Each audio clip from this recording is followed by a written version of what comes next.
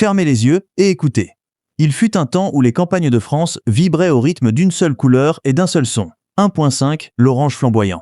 Le claquement sourd et indestructible du moteur diesel refroidi par air. 1.5. Dans les années 50, une usine monumentale à Dieppe crachait des dizaines de tracteurs chaque jour. Plus, 2000 ouvriers normands forgeaient le cœur mécanique qui a littéralement nourri et rebâti la nation après la guerre. 1.5, un empire industriel absolu. Puis, soudainement, le silence total. Les gigantesques fours éteints. Les portes scellées par de lourds cadenas. Des milliers de vies détruites, évaporées sous la pression d'une froide équation comptable venue d'Amérique. 1.5. Comment un symbole national aussi puissant, une forteresse de l'indépendance française, a-t-il pu s'effondrer et disparaître sans que le gouvernement ne lève le petit doigt? Chapitre 1. L'écho de l'atelier mécanique familial. 1.5. La ville portuaire de Dieppe, au milieu du 19e siècle, visse au rythme haletant des marées et du commerce maritime bouillonnant.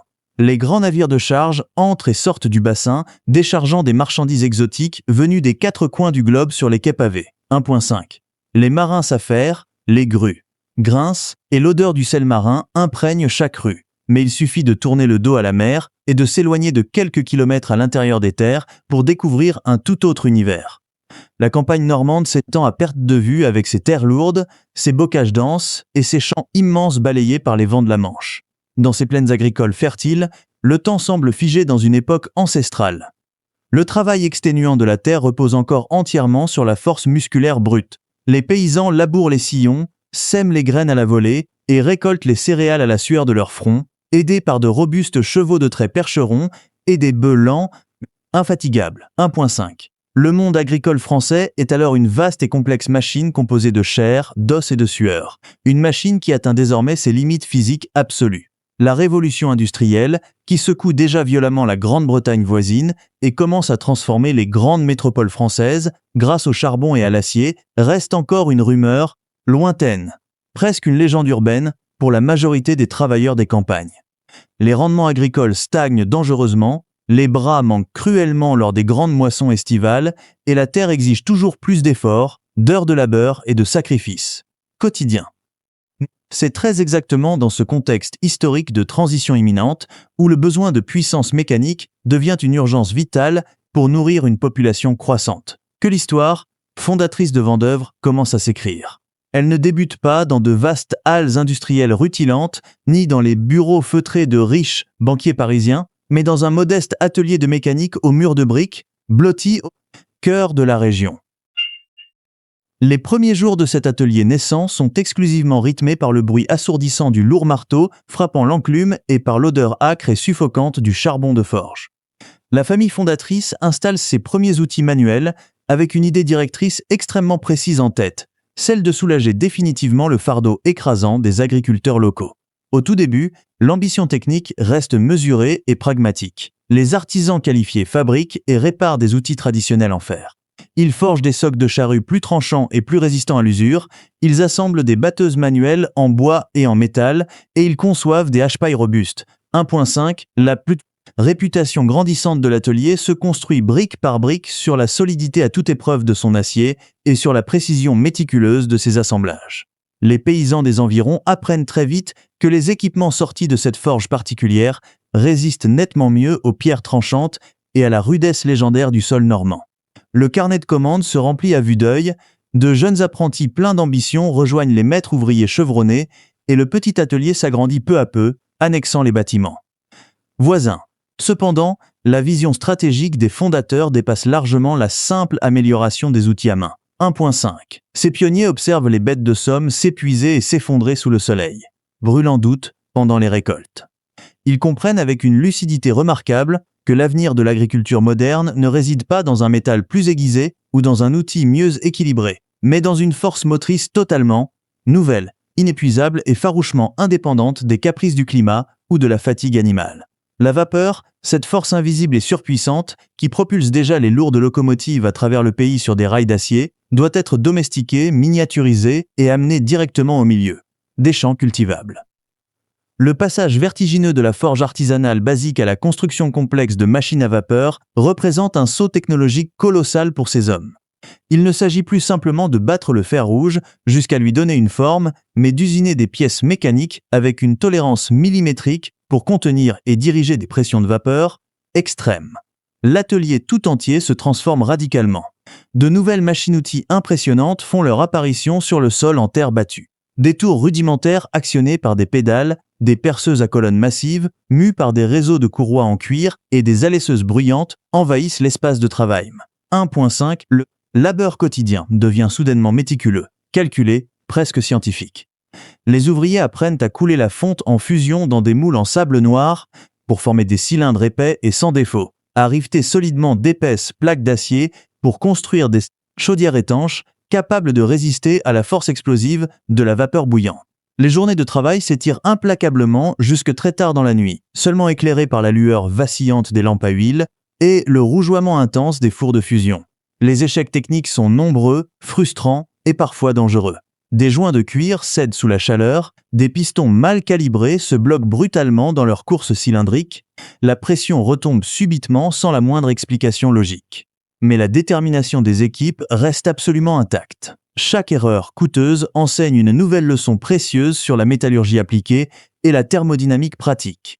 La construction acharnée du premier moteur à vapeur Vendeuvre est une bataille quotidienne et épuisante contre la matière dure. Il faut assembler la chaudière, sceller le foyer, ajuster le cylindre, polir le piston, forger la bielle et équilibrer parfaitement le gigantesque volant d'inertie en fonte qui devra réguler le mouvement saccadé de la puissante machine. Tout est fabriqué sur place, ajusté manuellement à la lime fine, vérifié, mesuré et revérifié sans relâche. Sous les mains noires de celui des artisans, le métal froid et inerte prend peu à peu la forme majestueuse d'un organisme mécanique complexe et prêt à prendre vie. Le grand jour du tout premier essai officiel rassemble l'intégralité de l'équipe de l'atelier en un cercle silencieux autour de la machine noire, massive et luisante d'huile. L'air ambiant est chargé d'une tension électrique. Le contremaître, le visage grave, ouvre la lourde porte en fonte du foyer et jette les premières pelletées de charbon de terre sur le bois d'allumage sec. Le feu crépite immédiatement. Une épaisse fumée noire s'échappe par la grande cheminée cylindrique dressée vers le toit. Pendant de très longues et angoissantes minutes, rien d'autre ne se passe. Seul le bruit crépitant du feu brise le silence religieux de l'usine. Puis, doucement, l'eau commence à bouillir violemment à l'intérieur de l'épaisse carapace de métal riveté. 1.5 L'aiguille tremblante du manomètre en laiton poli oscille, frémit, puis entame sa très lente et inexorable ascension sur le cadran gradué. La pression monte continuellement. La chaleur irradiée par la chaudière en pleine chauffe devient littéralement écrasante pour les hommes postés à proximité. Le métal se dilate en émettant de brefs et inquiétants craquements. Lorsque l'aiguille atteint enfin la ligne rouge de la pression critique, le mécanicien en chef saisit fermement la grande vanne d'admission principale et l'ouvre d'un coup sec et assuré. La vapeur blanche sous très haute pression s'engouffre brutalement dans le cylindre froid. Un sifflement suraigu déchire l'air de l'atelier. Le lourd piston en acier forgé est poussé violemment vers l'avant avec une force incroyable, entraînant la bielle de transmission. 1.5 Le grand volant d'inertie commence à tourner avec un grincement sourd, d'abord lentement et lourdement, puis de plus en plus vite. Le mouvement de va-et-vient mécanique devient soudainement régulier, parfaitement rythmé, totalement implacable. La formidable machine respire, crache sa fumée blanche en nuages réguliers et fait trembler le sol même de l'atelier sous sa puissance libérée. Elle fonctionne. Elle développe une puissance mécanique continue, aveugle et totalement infatigable. Les hommes présents ce jour-là, couverts de suie et de sueur, regardent tourner ce grand volant et comprennent instantanément que leur monde vient de basculer à tout jamais. Ce bâtiment n'est définitivement plus un simple atelier de réparation rurale. C'est désormais le point de départ historique d'une véritable usine de production industrielle. Cette toute première locomobile à vapeur, bientôt attelée à de robustes chevaux pour être tractée de ferme en ferme à travers la campagne, va remplacer efficacement le travail éreintant de dizaines d'hommes lors des intenses saisons de battage. Elle marque la naissance officielle et triomphante de Vendeuvre en tant que grand constructeur de forces motrices autonomes, jetant ainsi les bases solides et inébranlables d'un véritable empire mécanique qui va bientôt conquérir le cœur de toutes les campagnes françaises. Chapitre 2. La percée du diesel et la maîtrise technologique. 1.5. Le tournant du XXe siècle apporte un vent de changement radical sur le monde industriel. La vapeur, autrefois reine incontestée, montre ses limites intrinsèques. Les locomobiles sont lourdes, encombrantes, dangereuses et exigent un approvisionnement constant en eau et en charbon. Sur les champs de bataille de l'innovation européenne, une nouvelle technologie fait une apparition remarquée. le moteur à combustion interne et plus spécifiquement le moteur fonctionnant au gazole inventé par Rudolf Diesel promet une révolution sans précédent. L'ingénierie mondiale comprend rapidement que l'avenir appartient aux sources d'énergie compactes et efficaces. À Dieppe, les dirigeants de Vendeuvre observent cette mutation avec une attention extrême. Ils refusent de s'endormir sur le succès de leur machine à vapeur. Ils prennent alors une décision stratégique majeure, une décision qui va redéfinir l'identité même de leur entreprise. Ils choisissent d'abandonner progressivement la technologie qui a fait leur renommée pour plonger dans l'inconnu du moteur diesel. 1.5 Cette transition technologique n'est pas une simple évolution, c'est une véritable rupture. Le moteur diesel exige des niveaux de tolérance et de précision d'usinage que l'ère de la vapeur ignorait totalement. Il faut contenir des pressions de compression faramineuses pour provoquer l'auto-inflammation du carburant. Vendeuvre fait un choix technique audacieux pour l'époque. L'entreprise décide de se spécialiser dans les moteurs diesel refroidis par air. Ce choix dicte toute la stratégie de conception. Le refroidissement par eau, avec ses radiateurs fragiles, ses pompes complexes et ses risques de gel en hiver, ne convient pas à la rudesse du travail agricole. Le refroidissement par air utilisant de larges ailettes coulées directement sur le bloc cylindre offre une robustesse mécanique inégalée. Un moteur refroidi par air pardonne les erreurs d'entretien, résiste aux températures extrêmes et endure les vibrations violentes des terrains accidentés. 1 point.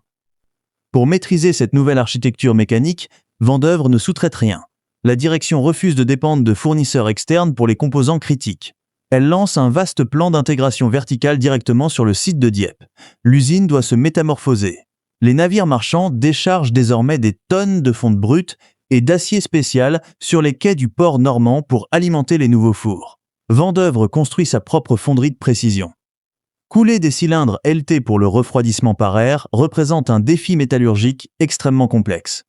Le métal fondu doit remplir des moules aux formes intriquées sans laisser la moindre bulle d'air, sous peine de fragiliser la pièce face aux pressions internes. La maîtrise de la métallurgie devient une obsession absolue pour les dirigeants de l'usine. L'entreprise investit massivement dans la formation de son personnel. L'odeur âcre du charbon de forge fait place à celle plus pénétrante de l'huile de coupe et du gazole. Les anciens chaudronniers de la vapeur doivent réapprendre leur métier. Ils deviennent des ajusteurs de précision, des tourneurs qualifiés et des spécialistes de l'injection mécanique. Vendeuvre transforme l'usine en une véritable école d'apprentissage industriel. De jeunes hommes issus des fermes environnantes entrent comme apprentis et sortent comme maîtres ouvriers.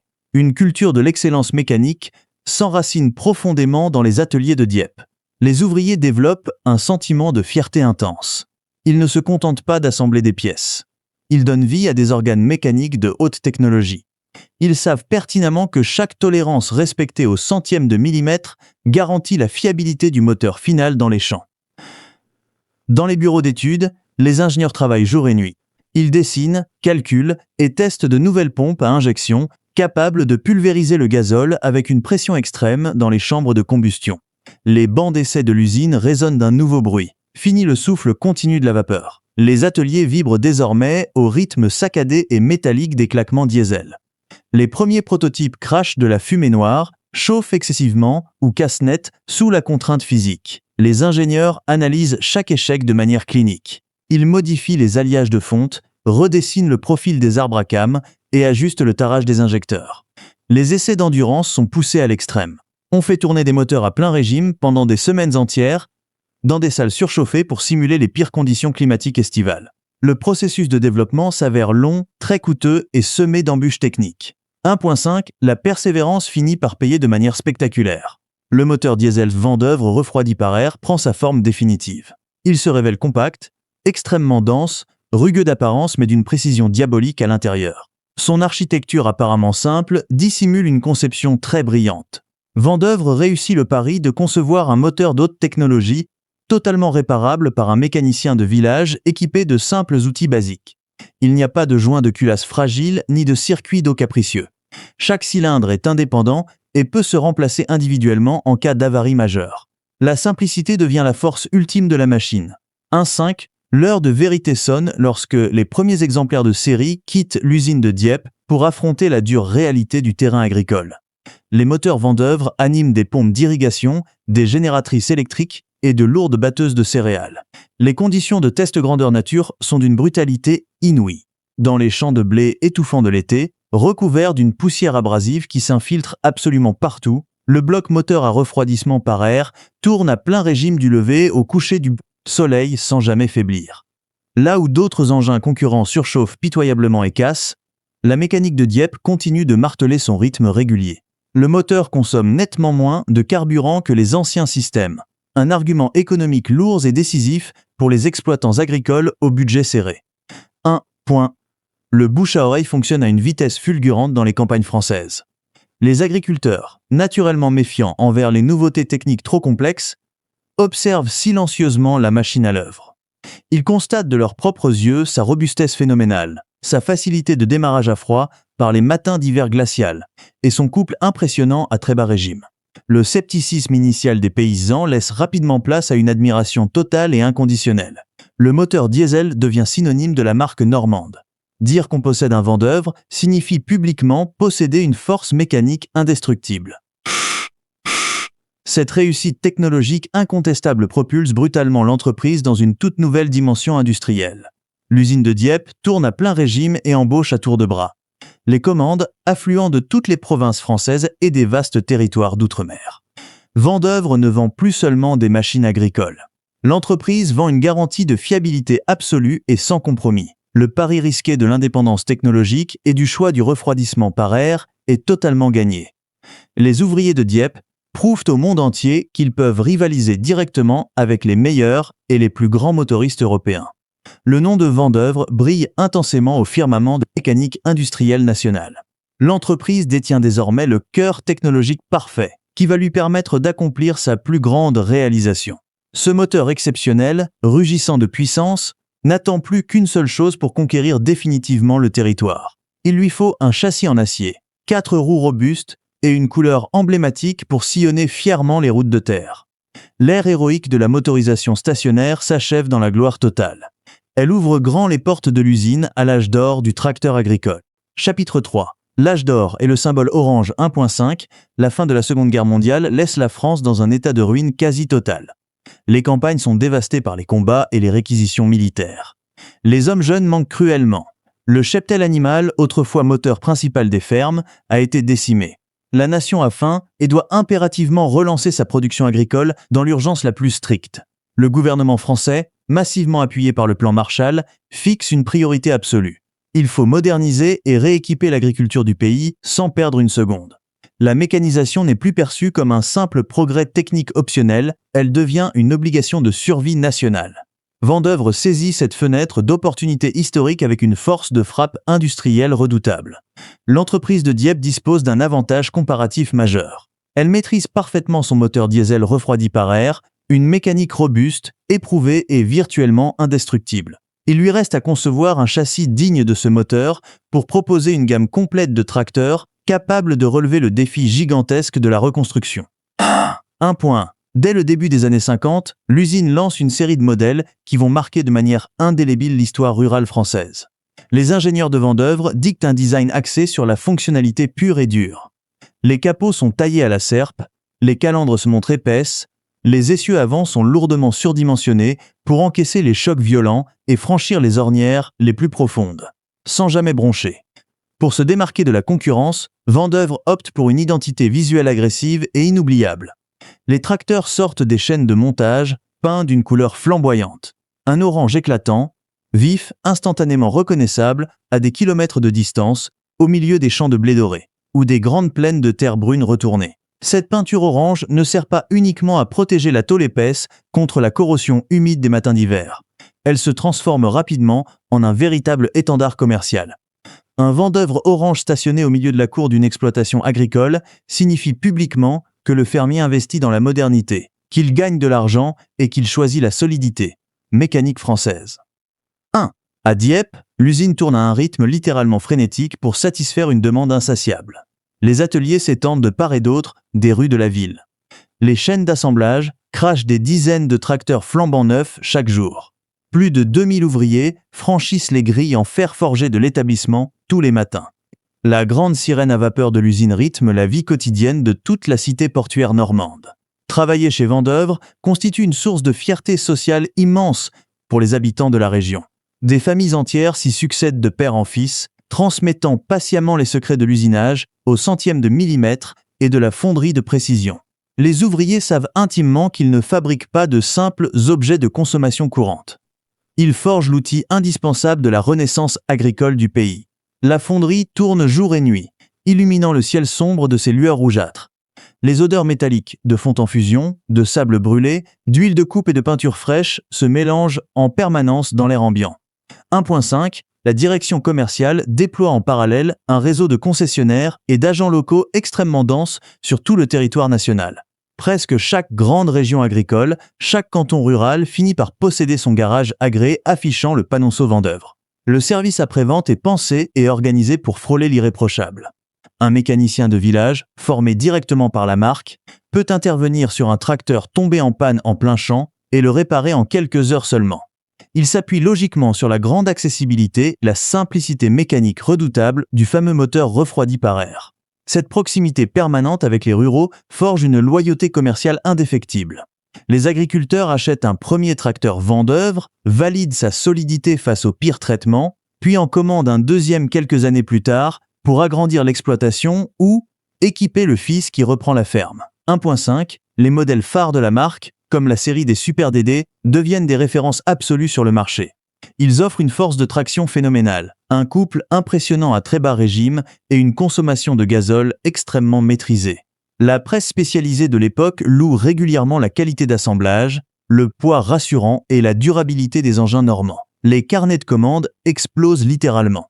Vendeuvre se hisse fièrement au sommet de l'industrie mécanique nationale. L'entreprise domine rapidement une très large part du marché français des équipements motorisés. La marque s'exporte même avec succès au-delà des frontières hexagonales. Elle trouve des débouchés cruciaux dans les territoires d'outre-mer et les anciennes colonies d'Afrique du Nord. Dans ces contrées lointaines et inhospitalières, la résistance thermique du refroidissement par air fait des merveilles sous un soleil de plomb et dans un environnement saturé de poussière abrasive. Les bénéfices financiers de l'entreprise grimpent en flèche. Vendeuvre participe avec une opulence remarquée au Grand Salon de la Machine Agricole à Paris. La marque dresse des stands colossaux, exhibant ses rutilantes machines oranges devant des foules immenses de paysans admiratifs et de concurrents muets d'envie. Les cadres organisent des démonstrations de force spectaculaires, où les tracteurs Vendeuvre tirent des charges déraisonnables pour prouver leur supériorité d'ingénierie. C'est l'apogée absolue, le zénith d'une formidable épopée industrielle, commencée près d'un siècle plus tôt dans la pénombre silencieuse d'une petite forge de village. 1. Les dirigeants historiques de Vendeuvre contemplent l'avenir avec une confiance totale, presque aveugle. L'usine de Dieppe ressemble à une forteresse de production invincible. Le tracteur orange règne en monarque absolu sur les plaines fertiles de la Beauce, les riches vallées de la Garonne et les plateaux venteux du Nord. L'empire mécanique semble solidement protégé par son héritage technique, la pureté de son acier et la fidélité transmise de génération en génération par ses acheteurs. 1.5. Pourtant, derrière cette splendide façade de réussite éclatante, dans le silence glacial des bureaux de la direction financière, des chiffres alarmants commencent à inquiéter les comptables, les plus aiguisés. L'usine de Dieppe produit énormément, mais elle repose dangereusement sur des infrastructures vieillissantes et des méthodes d'organisation devenues obsolètes. Les bâtiments se sont empilés de manière chaotique, ralentissant les flux logistiques modernes. La vieille fonderie engloutit des fortunes en entretien régulier pour maintenir sa cadence infernale. Parallèlement, le monde change de visage. La signature du traité de Rome pose les fondations du futur marché commun européen. Les barrières douanières protectrices tombent inexorablement. Des concurrents internationaux colossaux affûtent leur chaîne de montage pour envahir le marché français. La prochaine grande guerre industrielle ne se gagnera plus uniquement sur la solidité du vilebrequin, mais sur la compression des coûts, les économies d'échelle et la brutalité financière.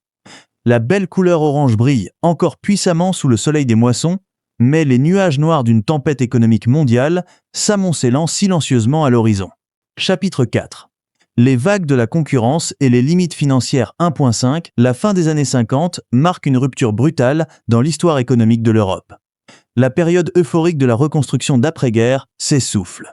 Les fermes françaises sont désormais largement équipées, et le marché de la machine agricole passe rapidement d'une logique d'équipement de masse à une logique de renouvellement beaucoup plus concurrentielle. Surtout, les frontières s'ouvrent. La signature du traité de Rome en 1957 pose les bases définitives de la communauté économique européenne. Les barrières douanières qui protégeaient jalousement les constructeurs nationaux s'effacent progressivement. Ce grand vent de liberté commerciale, salué par les politiciens de la capitale, frappe l'usine Vendeuvre de Dieppe comme un véritable ouragan imprévisible. 1.5. Jusqu'ici, Vendeuvre régnait presque sans partage sur un marché intérieur captif. Désormais, l'entreprise normande doit affronter des adversaires d'une toute autre envergure. Sur le sol français, de puissants conglomérats industriels déploient des stratégies d'encerclement implacables. La Régie nationale des usines Renault mobilise la puissance financière colossale de sa division automobile pour inonder les campagnes avec ses propres tracteurs. Sumca, solidement adossé au géant italien Fiat, lance des machines redoutables à des prix défiant toute concurrence locale. Et au-delà des mers, les mastodontes américains et britanniques comme Massey Ferguson ou Ford affûtent leurs armes logistiques pour conquérir le vieux continent. Ces nouvelles puissances ne se battent plus seulement sur la qualité de l'acier ou la robustesse du moteur. Elles imposent une guerre totale sur les prix de vente, les cadences de production et le marketing à grande échelle. Un point face à cette armada internationale, la forteresse de Dieppe dévoile ses premières failles structurelles. L'organisation industrielle de Vendeuvre, qui faisait autrefois sa force artisanale, devient soudainement son pire handicap. L'usine s'est agrandie au fil des décennies de manière totalement organique, ajoutant un hangar ici, une extension là, au gré des fulgurants succès commerciaux. Le résultat visuel est un labyrinthe de briques où les pièces parcourent des kilomètres inutiles entre la fonderie, l'usinage et les chaînes de montage finales. Cette logistique chaotique dévore un temps précieux et gonfle artificiellement les coûts de fabrication journaliers. De plus, la fierté d'une production totalement intégrée se retourne violemment contre la direction. Continuer à tout fondre et à tout usiner soi-même exige des investissements constants pour moderniser des machines-outils qui s'usent vite. 1.5. Les concurrents internationaux, eux, ont déjà basculé dans une autre ère industrielle. Ils standardisent leurs composants à l'extrême. Ils achètent leurs pièces de rechange en volumes colossaux auprès de sous-traitants spécialisés pour faire chuter les prix unitaires. Ils assemblent rapidement sur des lignes hautement robotisées. À Dieppe, les maîtres ouvriers continuent d'ajuster chaque bloc moteur avec une précision d'horloger. Cette qualité d'assemblage exceptionnelle, autrefois le principal argument de vente de la marque Orange, coûte désormais beaucoup trop cher. Le prix de revient brut d'un tracteur Vendeuvre dépasse dangereusement celui des machines concurrentes qui sortent en flux tendu des usines modernes. Le paysan français, même viscéralement fidèle à la couleur locale, regarde de plus en plus son portefeuille avant de signer un bon de commande. Les ventes commencent à stagner, puis entament une lente et inexorable décrue. 1.5. Dans les bureaux boisés de la direction normande, l'atmosphère s'alourdit. Les réunions de crise s'enchaînent tard dans la nuit, rythmées par l'étude anxieuse des bilans comptables déclinants. Les marges bénéficiaires fondent comme neige au soleil. Pour rester dans la course technologique et développer de nouvelles gammes capables de rivaliser avec les modèles étrangers, Vendeuvre a un besoin vital et immédiat de capitaux frais. Il faut repenser totalement l'ergonomie des tracteurs, intégrer des boîtes de vitesse beaucoup plus complexes, développer des systèmes hydrauliques modernes pour relever les outils lourds. Tout cela exige des millions de francs de recherche et de développement. Des millions que les réserves asséchées de l'entreprise familiale ne peuvent plus fournir. Point 5. Les dirigeants de Vendeuvre sollicitent les grandes banques nationales. Mais le secteur financier parisien regarde cette usine de province avec une condescendance froide et calculée. Les banquiers analysent les bilans, constatent la baisse des parts de marché et ferment sèchement leurs dossiers. Ils refusent de prêter les sommes massives nécessaires à la refonte totale de l'outil de production. Pour les grands financiers de la capitale, la bataille de la machine agricole française est déjà perdue face aux titans mondiaux de l'industrie. L'État, de son côté, reste totalement silencieux.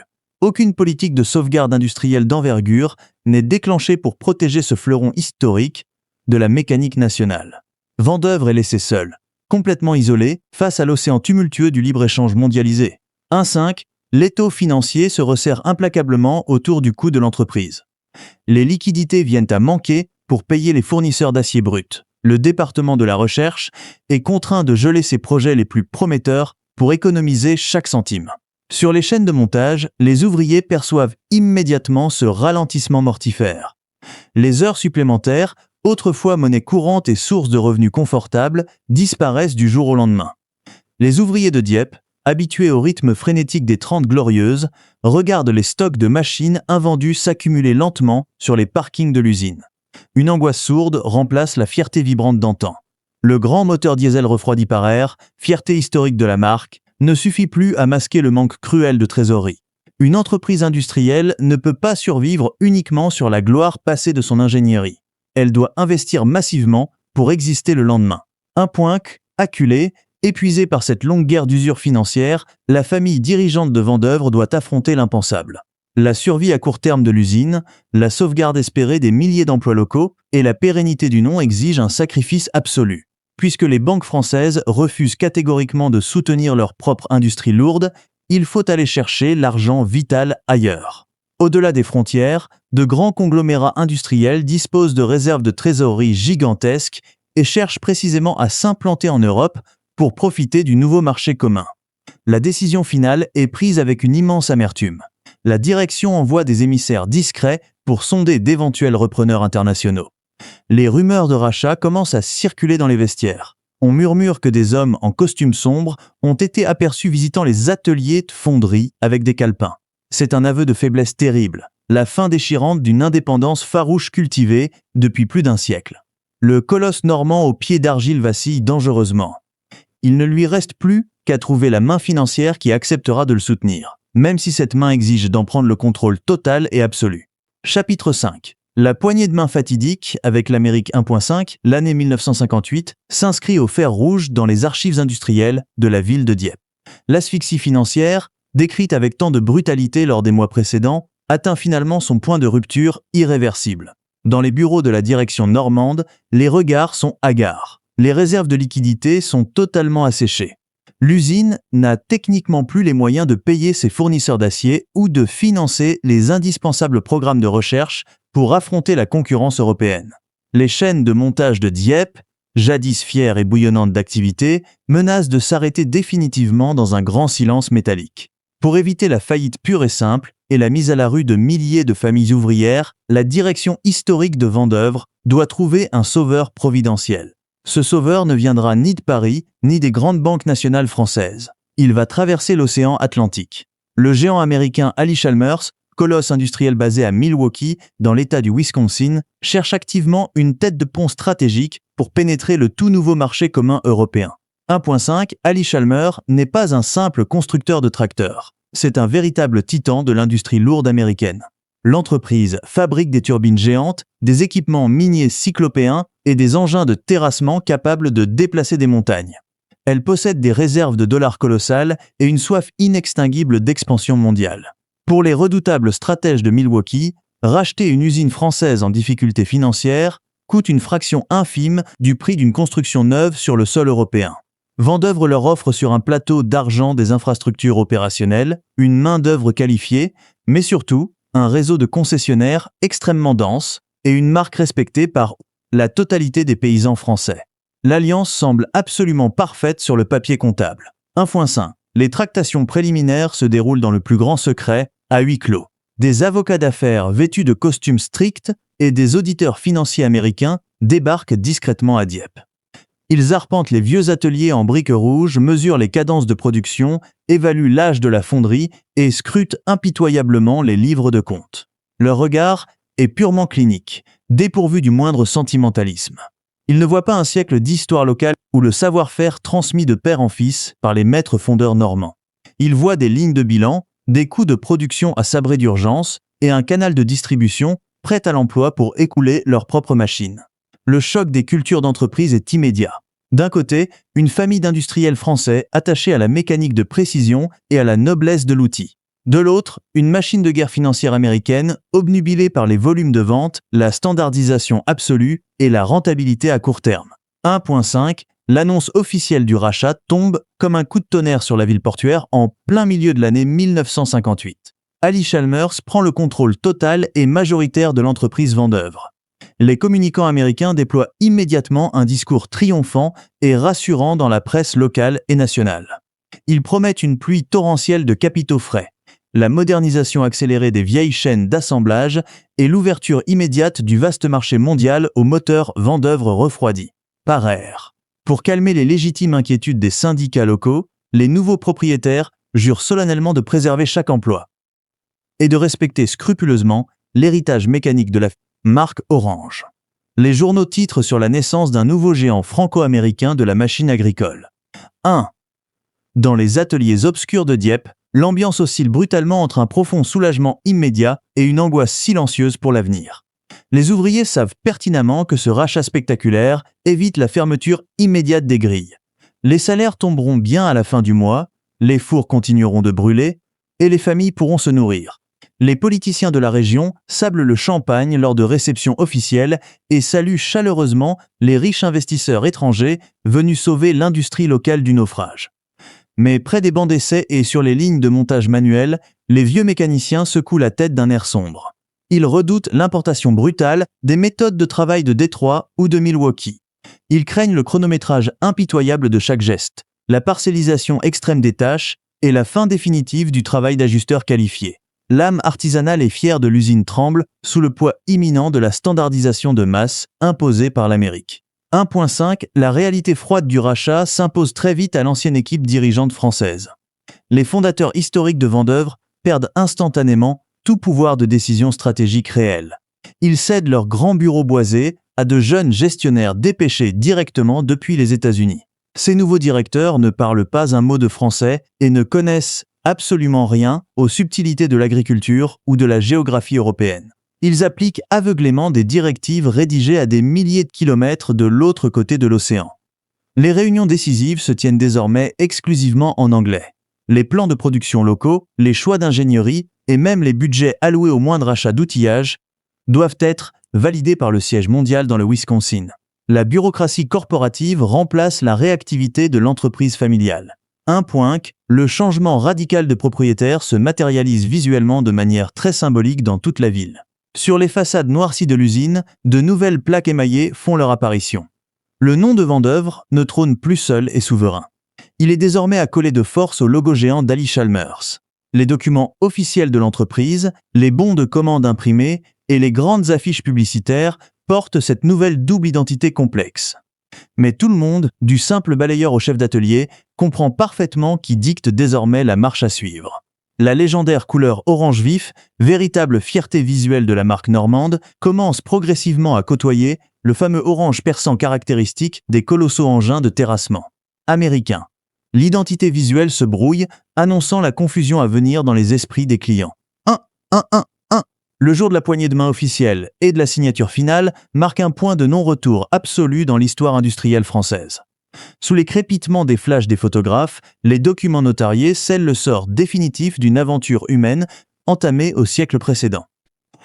En apposant leur signature tremblante sur les lourds contrats de cession, les dirigeants français remettent définitivement les clés de leur forteresse de Dieppe. Ils échangent leur indépendance totale contre une simple survie financière sous tutelle stricte. À cet instant précis et irrévocable, Vendeuvre cesse d'être un constructeur souverain pour devenir une banale filiale étrangère, un pion minuscule et sacrifiable sur l'échiquier mondial d'une grande multinationale sans visage. Les ouvriers normands reprennent le travail le lendemain matin au son strident de la grande sirène à vapeur, mais ils savent que l'usine ne leur appartient plus tout à fait. La grande machine de guerre financière américaine est en marche et elle s'apprête à dévorer et transformer radicalement tout ce qui faisait l'essence même de l'empire mécanique français. Chapitre 6. Perte de repères et effacement identitaire 1.5. L'encre des contrats de rachat est à peine sèche que les véritables intentions d'Ally Chalmers se manifestent sur le sol de Dieppe. Les nouveaux maîtres américains n'ont pas traversé l'Atlantique pour préserver un patrimoine mécanique local ou sauvegarder une tradition ouvrière normande. Ils sont venus imposer leur propre vision industrielle avec une brutalité insoupçonnée. Le choc initial est terrible pour les équipes historiques. Des ingénieurs venus de Milwaukee débarquent dans les vastes ateliers de briques avec des valises pleines de plans de conception stéréotypés. Ces hommes ignorent tout de la topographie complexe des campagnes françaises, de la taille modeste des exploitations européennes ou des habitudes de conduite des paysans locaux. Ils appliquent une logique mathématique, froide et implacable conçue exclusivement pour dompter les immenses plaines du Midwest américain. La première victime de cette colonisation technique arrogante est l'âme même de Vendeuvre. 1.5. Le célèbre moteur diesel refroidi par air, véritable fierté des ouvriers de Dieppe, subit une intégration forcée et profondément maladroite dans de nouveaux châssis d'origine américaine. Les directives intransigeantes du siège central imposent l'abandon progressif des architectures mécaniques éprouvées pour assembler des modèles hybrides sans la moindre cohérence. Ces nouveaux engins se révèlent lourds, pâteaux et fondamentalement inadaptés. L'ingénierie américaine privilégie systématiquement la force brute et le gigantisme. Mais un tracteur conçu pour tirer des charrues gigantesques sur des milliers d'hectares plats devient un handicap majeur dans le bocage normand étriqué, sur les sentiers boueux de Bretagne ou sur les coteaux vallonnés du sud de la France. Le poids excessif de ces nouvelles machines tasse dangereusement les sols fertiles, détruisant la structure de la terre. Leur maniabilité laisse cruellement à désirer dans les cours de ferme étroites, construites des siècles plus tôt. L'adéquation parfaite entre l'outil agricole et son environnement naturel, qui faisait la force historique et le succès incontesté de Vendeuvre, vole purement et simplement en éclats. 1. Dans les bureaux d'études de l'usine, la tension monte quotidiennement jusqu'à devenir irrespirable. Les ingénieurs français chevronnés tentent vainement d'alerter la nouvelle direction.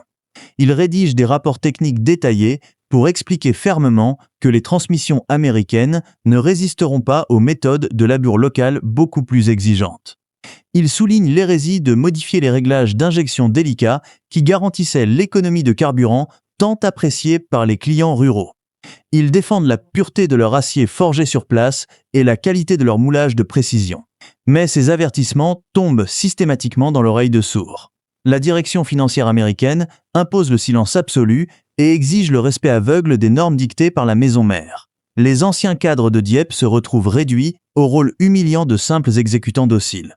Beaucoup choisissent la démission anticipée, quittant le navire le cœur lourd, plutôt que de cautionner ce qu'ils considèrent comme un véritable sabotage industriel prémédité. 1.5. Sur les chaînes de montage historiques, les ouvriers qualifiés perdent brutalement leur motivation et leur fierté professionnelle. Ils doivent désormais assembler à la hâte des pièces standardisées venues de l'étranger, souvent mal ajustées et d'une qualité métallurgique nettement inférieure. Le sentiment sacré du travail bien fait s'évapore sous la pression écrasante des cadences chronométrées à la seconde près. L'usine devient un lieu de production anonyme, froid, totalement dénué de passion. Les maîtres fondeurs regardent avec désespoir leur vieux four s'éteindre lentement, remplacés par des approvisionnements extérieurs dictés par la stricte politique du moindre coût d'Ali Chalmers. 1.5. Les conséquences commerciales de cet aveuglement stratégique total ne tardent pas à se manifester violemment sur le terrain agricole. Les premiers tracteurs issus de cette union forcée arrivent enfin chez les concessionnaires locaux. Le malaise est immédiat, profond et palpable. La clientèle traditionnelle de Vendeuvre ne reconnaît plus du tout ces machines bien aimées. La couleur orange vif historique, symbole de résilience, est parfois abandonnée ou mélangée maladroitement à l'orange persan américain, créant une confusion visuelle totale chez les acheteurs. La ligne esthétique rassurante fait place à des carrosseries carrées, massives et visuellement étrangères. Mais le pire drame se produit au moment fatidique de la mise à l'épreuve dans les champs. Les pannes mécaniques se multiplient à une vitesse véritablement alarmante. Les boîtes de vitesse cèdent lamentablement sous la contrainte des terres argileuses lourdes. Les systèmes hydrauliques mal conçus fuient abondamment. Les pièces sous-dimensionnées pour les normes de robustesse européennes se brisent net lors des premiers grands efforts de traction. Le réseau de réparation Vendeuvre, autrefois si rapide et si efficace, se retrouve totalement débordé et manque cruellement de pièces de rechange spécifiques bloquées dans des conteneurs en provenance d'Amérique. Les agriculteurs français possèdent une mémoire longue, tenace et ne pardonnent jamais la trahison technique. Lorsqu'un paysan voit son nouveau tracteur hors de prix tomber en panne en pleine saison cruciale des moissons, bloquant toute l'exploitation et menaçant ses revenus annuels, la sentence est irrévocable. La rumeur destructrice se propage de ferme en ferme, de village en village, de foire agricole en foire agricole avec une efficacité redoutable. Le message est clair, cruel, mais tragiquement exact. Les nouveaux Vendeuvre ne valent absolument plus rien. 1.5. Le sceau inaltérable de la fiabilité absolue s'est brisé avec grand fracas. Les clients tournent massivement le dos à la marque qu'ils adulaient jadis. Ils se dirigent par milliers vers les concessionnaires Renault, Somca ou Massey Ferguson qui proposent des machines beaucoup mieux adaptées, nettement plus fiables, pensées par et pour des agriculteurs européens. Les agents commerciaux Vendeuvre, hier courtisés comme des rois dans les campagnes, voient leur carnet de commandes se vider inexorablement. Ils subissent de plein fouet la colère légitime, les hurlements et les menaces des acheteurs trompés par les belles promesses américaines. Les campagnes publicitaires massives payées par Milwaukee sonnent désespérément creux face à la dure réalité du terrain. La tentative de redressement global imaginée par Ali Chalmers se transforme très rapidement en un désastre industriel absolu. Au lieu de conquérir brillamment le marché européen comme l'annonçaient les plans d'affaires arrogants, le géant américain détruit méthodiquement, aveuglément, l'outil de conquête exceptionnel qu'il vient pourtant de racheter à prix d'or. Les chiffres de vente mensuels plongent dans un abîme financier insondable. Les stocks de tracteurs invendus s'entassent sur des hectares entiers autour de l'usine de Dieppe, formant un triste cimetière de métal silencieux. La rouille saline commence à attaquer les capots neufs sous la pluie froide normande. L'illusion d'une synergie internationale victorieuse s'écrase très violemment contre le mur infranchissable de la réalité agricole européenne. Les grands financiers de Milwaukee découvrent à leurs dépens, avec un étonnement mêlé de mépris, qu'une marque historique ne se résume pas à un simple logo apposé à la hâte sur une calandre en tôle standardisée. Une marque est un pacte de confiance implicite, sacré, signé dans la sueur avec le client. En dénaturant le produit par pure cupidité corporatiste, Ali Chalmers a définitivement déchiré ce pacte de sang. L'usine de Dieppe perd bien plus que des parts de marché et des millions de francs durant cette période noire. Elle perd définitivement son âme ouvrière, son identité mécanique profonde et sa seule raison d'être. Le compte à rebours final est désormais enclenché inexorablement, et rien ne semble pouvoir arrêter la chute vertigineuse de ce qui fut jadis le plus fier empire mécanique des campagnes françaises. Chapitre 7. La chute d'un empire 1.5. L'échec commercial retentissant des nouveaux modèles hybrides creuse un gouffre financier béant dans les comptes de l'usine. Les chiffres de vente désastreux remontent frénétiquement vers le siège mondial à Milwaukee. Les dirigeants américains d'Ali Chalmers analysent les colonnes de pertes avec une froideur chirurgicale. Ils constatent l'effondrement total de leur stratégie de conquête européenne. Les immenses parcs de stationnement de Dieppe débordent de tracteurs invendus qui commencent à rouiller tristement sous les embruns marins. Les coûts liés aux garanties explosent à cause des pannes mécaniques récurrentes subies par les clients floués. La marque Vendeuvre, jadis perçue comme un joyau industriel et rachetée à prix d'or quelques années plus tôt, ne représente plus qu'un fardeau toxique insupportable pour la puissante multinationale. La décision tombe, brutale, foudroyante, irrévocable, dictée par la seule logique du profit immédiat à court terme. Le conseil d'administration américain décide de couper impitoyablement les vivres. Milwaukee ordonne la liquidation pure et simple des activités. Aucun dollar supplémentaire ne franchira plus l'océan Atlantique pour sauver le site normand de la faillite. Les lignes de crédit locales sont brutalement gelées par les banques effrayées. Les fournisseurs de matières premières, face aux factures impayées, cessent instantanément leur lourde livraison d'acier et de fonte. La grande forteresse de briques rouges se retrouve totalement asphyxiée, privée de l'oxygène financier vital indispensable à sa survie quotidienne. Les dirigeants envoyés par les États-Unis font discrètement leurs valises et quittent la ville en urgence, abandonnant délibérément l'usine à son funeste sort. 1.5. Dans les ateliers historiques locaux, la sentence américaine se traduit immédiatement par une saignée humaine sans aucun précédent. La direction locale, contrainte d'exécuter les ordres de liquidation, déploie un vaste et expéditif plan de licenciement massif. Les lettres de congédiement tombent sur les ouvriers comme une pluie de lames de plomb. Les contremaîtres distribuent les redoutables enveloppes avec des mains tremblantes et le regard fuyant. Des centaines d'hommes fiers, dont les pères et les grands-pères avaient patiemment forgé l'histoire même de l'Empire Vendeuvre, reçoivent l'ordre froid et administratif de vider leur casier, métallique. Des familles entières, travaillant depuis des décennies sous le même toit industriel, perdent leur unique source de revenus en une fraction microscopique de seconde. Le choc psychologique initial laisse extrêmement vite la place à une colère sourde, profonde, viscérale, puis à une révolte ouverte et frontale. L'indignation submerge totalement la stupeur des métallurgistes qui refusent catégoriquement l'abattage pur et simple de leur outil de travail. Les ouvriers normands décident de ne pas se laisser faire sans livrer un ultime combat acharné. Ils stoppent volontairement les alaiseuses géantes, les tours mécaniques et les ponts roulants bruyants. Le grondement sourd et continu des machines s'éteint subitement. La grève générale éclate, dure, totale, désespérée. 1.5. L'usine se métamorphose rapidement en une véritable forteresse assiégée de l'intérieur par ses propres bâtisseurs. Les travailleurs occupent physiquement la totalité des bâtiments industriels. Ils barricadent les grandes portes de fer avec des tracteurs invendus et des piles instables de vieux blocs moteurs pesant plusieurs tonnes. Ils soudent fermement les grilles d'accès secondaires pour empêcher toute incursion surprise. Les grévistes allument des braseros improvisés dans de vieux fûts d'huile éventrés pour se réchauffer durant les longues et glaciales nuits de veille. L'odeur âcre de la fumée de bois humide remplace l'habituelle odeur de la fonte en fusion. Les hommes patrouillent inlassablement le long des immenses murs de briques aveugles pour empêcher l'entrée redoutée des huissiers de justice ou des forces de l'ordre chargées de vider les lieux.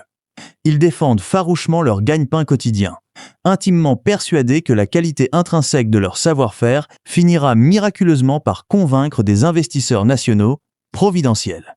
Le mouvement de protestation déborde très largement les murs de l'établissement. Toute la ville de Dieppe se soulève instinctivement pour soutenir ces métallurgistes abandonnés. Les femmes des ouvriers organisent la solidarité logistique en apportant des vivres, des soupes chaudes et des couvertures épaisses aux portes lourdement barricadées. Les commerçants locaux fournissent gratuitement des denrées aux grévistes retranchés, conscients que la mort de l'usine entraînera inévitablement la ruine commerciale de toute la région. 1-5, les cris de détresse et les appels à l'aide résonnent tristement dans un vide politique national absolument terrifiant. Les délégations syndicales locales multiplient les voyages inutiles et épuisants vers les ministères parisiens.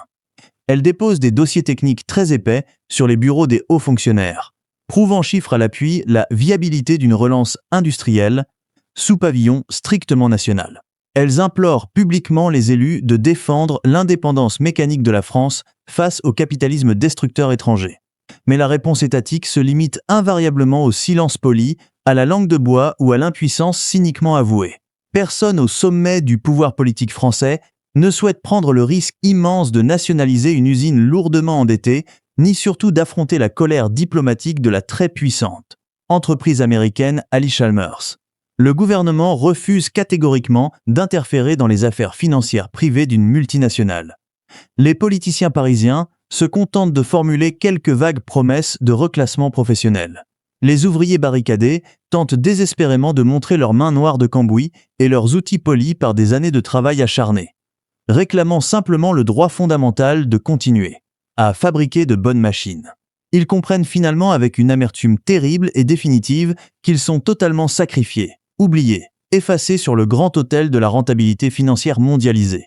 1.5 À des milliers de kilomètres de l'Europe, dans les bureaux luxueux et climatisés du Wisconsin, les revendications des ouvriers de Dieppe n'ont absolument aucun écho humain. Les dirigeants d'Ali Chalmers restent parfaitement de marbre face à cette farouche résistance locale. Ils ont d'ores et déjà amorti comptablement la perte de la filiale française sur leur bilan consolidé. Ils préparent froidement d'autres rachats d'entreprises sous d'autres latitudes plus clémentes. Les liquidateurs américains jouent très habilement la carte cruelle du pourrissement absolu. 1.5 Le conflit s'enlise inexorablement. Le siège patronal s'étire démesurément, épuisant les corps meurtris et brisant les esprits les plus forts. Les maigres caisses de grève se vident totalement. La faim tenace et le découragement profond commencent à ronger la détermination des occupants retranchés.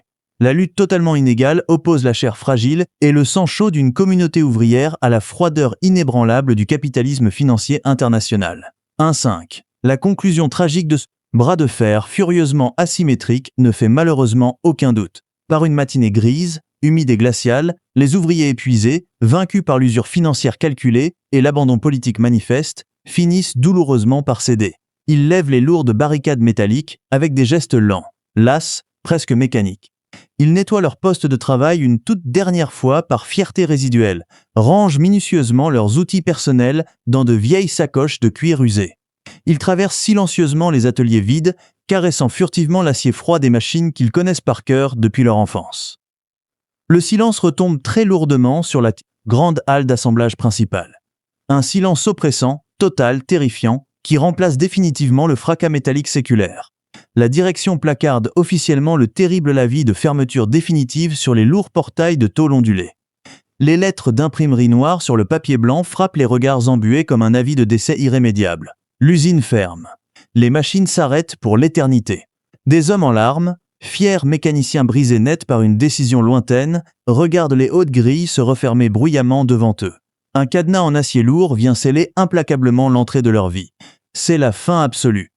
100 années de prouesses métallurgiques, d'innovations audacieuses et de pure fierté régionale s'effondrent lamentablement sous un simple trait de plume comptable tiré sur un autre continent.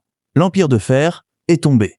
Chapitre 8. Héritage en ruine et leçon de souveraineté 1.5. L'hiver qui suit la fermeture définitive fige l'usine de Dieppe dans un silence de tombeau. Derrière les hautes grilles verrouillées par de lourds cadenas, le vaste complexe industriel n'est plus qu'une coquille vide, un cadavre de briques rouges offert au vent salé de la Manche. Les immenses halles, autrefois vibrantes du fracas des marteaux mécaniques et du rugissement des moteurs diesel sur les bancs d'essai, résonnent désormais d'un écho lugubre.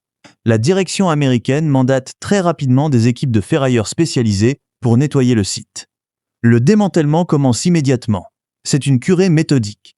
Les formidables presses hydrauliques, les tours de précision et les alaiseuses géantes sont déboulonnées sans ménagement, découpées au chalumeau et chargées sur de longs trains de marchandises pour être revendues au poids du métal.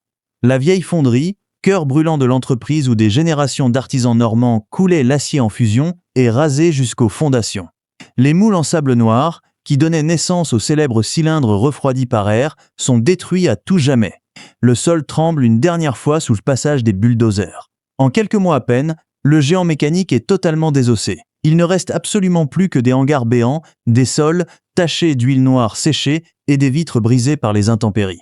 1.5. Le vide physique laissé par la destruction de l'usine se double d'un gouffre social terrifiant pour l'ensemble de la région de Dieppe.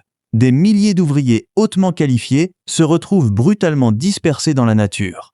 Ces hommes possédaient un savoir-faire empirique inestimable, une connaissance intime de la métallurgie et de l'usinage méticuleux forgé au fil des décennies de pratiques quotidiennes.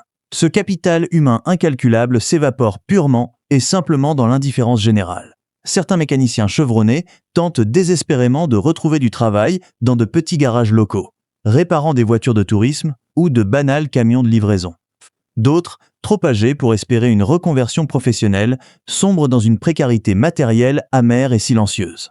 Les jeunes apprentis, qui rêvaient jadis de faire une longue carrière chez Vendeuvre, comme leur propre père avant eux, doivent plier bagages. Ils quittent leur région natale pour chercher un emploi précaire dans les banlieues grises de la lointaine région parisienne. Le rythme économique de la ville portuaire s'en trouve bouleversé à tout jamais. La grande sirène à vapeur ne ponctue plus les journées de travail. Les cafés ouvriers, lieux de sociabilité et de solidarité syndicale, ferment leurs portes les uns après les autres. Dieppe perd bien plus qu'un simple employeur majeur ou un contribuable de poids. Elle perd sa noblesse industrielle historique, son identité profonde de cité bâtisseuse, sa fierté collective patiemment gagnée. 1.5. Paradoxalement, pendant que l'usine fondatrice meurt et se décompose lentement sous la pluie, les enfants de fer de Vendeuvre continuent de vivre farouchement à travers toutes les campagnes françaises. Les centaines de milliers de tracteurs orange vendus durant l'âge d'or refusent obstinément de mourir. Dans les parcelles accidentées du bocage, sur les pentes rocailleuses du Midi ou dans les immenses plaines céréalières du centre du pays, les robustes moteurs diesel à refroidissement par air martèlent encore fièrement leur rythme saccadé. Les paysans, parfaitement conscients de la disparition tragique de la marque nationale, prennent désormais un soin jaloux de leurs précieuses machines. Ils bricolent des solutions d'urgence, échangent des pièces détachées d'occasion glanées dans de vieilles granges, réparent les pompes à injection capricieuses avec l'aide bénévole de vieux mécaniciens retraités.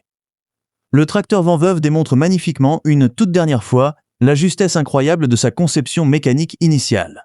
Il survit vaillamment à la grande entreprise qui l'a créé. Mais les décennies passent inexorablement, effaçant les exploits du passé.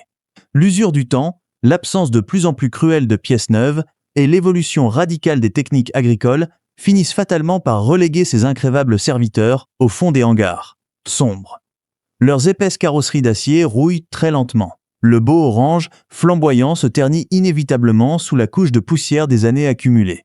Aujourd'hui, ces fiers engins autrefois vitaux pour la reconstruction de la nation ne sont plus que des objets de curiosité nostalgique bichonnés amoureusement par une poignée de collectionneurs, passionnés lors de rassemblements ruraux estivaux dominicaux. Ils incarnent le vestige extrêmement mélancolique d'une époque rurale totalement révolue, le fantôme tangible d'une splendeur industrielle définitivement éteinte. La tragédie de Vendeuvre s'est déroulée dans un silence politique national absolument assourdissant. Au tournant des années 60, les élites décisionnaires parisiennes considéraient le libre-échange international comme une religion intouchable. L'État français a observé passivement la lente mise à mort de son leader mécanique agricole sans jamais lever le petit doigt pour intervenir. Aucun mécanisme concret de protection stratégique n'a été activé. Les gouvernants de l'époque croyaient très naïvement qu'une nation pouvait rester économiquement forte et indépendante tout en abandonnant lâchement la pleine maîtrise de ses outils de production fondamentaux. Ils jugeaient naturel, presque inévitable et résolument moderne de laisser le puissant capital financier international dicter sa propre loi sur le sol souverain français. La chute vertigineuse de l'usine de Dieppe démontre pourtant de manière éclatante et irréfutable la faillite totale de cette vision purement comptable et déracinée de l'économie réelle. Point 5. La mort violente de ce grand titan mécanique nous laisse aujourd'hui une leçon historique cruelle, sévère et totalement intemporelle. Vendeuvre ne s'est pas effondré financièrement parce que ses ingénieurs étaient subitement devenus incompétents ou parce que ses ouvriers locaux étaient devenus paresseux. Bien au contraire, ces tracteurs demeuraient parmi les plus robustes et les mieux pensés jamais construits en Europe continentale. Le grand empire orange a sombré corps et bien parce qu'il a perdu volontairement sa propre souveraineté décisionnelle. 1.5. Lorsqu'une nation laisse ses fleurons industriels tomber sous le contrôle exclusif d'intérêts financiers lointains, elle perd inévitablement et irrémédiablement le contrôle direct de son propre destin matériel. La grande direction d'Ali Chalmer n'a jamais réellement voulu développer l'excellence mécanique normande. Elle cherchait uniquement à rentabiliser très rapidement un investissement stratégique à très court terme. Lorsque la perspective du grand profit rapide a disparu face aux difficultés du terrain, l'usine a été froidement liquidée sans la moindre hésitation morale. 1.5. La disparition brutale de la marque Vendeuvre marque le véritable point de départ d'un très long recul de l'indépendance technologique française dans le domaine éminemment vital du machinisme agricole mondial. Les lourds cadenas rouillés, qui pendent aujourd'hui tragiquement sur les grilles fantômes de l'ancienne usine de Dieppe, ne scellent pas seulement la fin d'une très belle entreprise familiale. Ils symbolisent de manière profondément glaçante le prix, tout simplement exorbitant, qu'un pays souverain finit invariablement par payer lorsqu'il décide d'abandonner ses formidables forgerons, ses brillants mécaniciens et ses vaillantes usines aux appétits voraces et insatiables du capital financiarisé mondialisé. C'est le terrible prix de la dépendance économique, le prix de l'effacement identitaire, le prix extrêmement lourd d'un dramatique aveuglement politique qui a littéralement transformé la capitale nationale de la mécanique rurale en un simple terrain vague, désolé balayé sans fin par les vents froids du Nord.